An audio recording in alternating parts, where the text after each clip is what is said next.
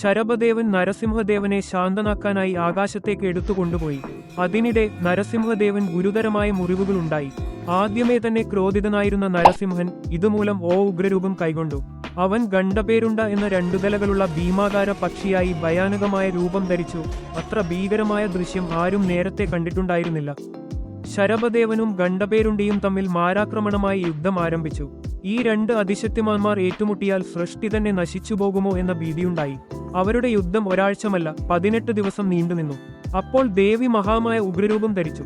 അവൾ ശരഭ അവതാരത്തെപ്പോലെ സിംഹത്തിന്റെ ശിരസ്സും സ്ത്രീയുടെ ശരീരവുമുള്ള ഒരു രൂപം സ്വീകരിച്ചു.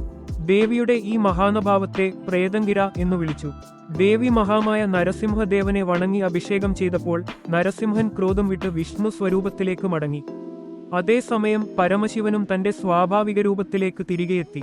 ഗണ്ഡപേരുണ്ട ഇപ്പോൾ കർണാടകയുടെ ഔദ്യോഗിക സംസ്ഥാന പക്ഷിയാണ്. കർണാടകയിലെ നിരവധി ക്ഷേത്രങ്ങളിൽ ഗണ്ഡപേരുണ്ടയുടെ പ്രതിമകളെയും ചിത്രങ്ങളെയും കാണാം.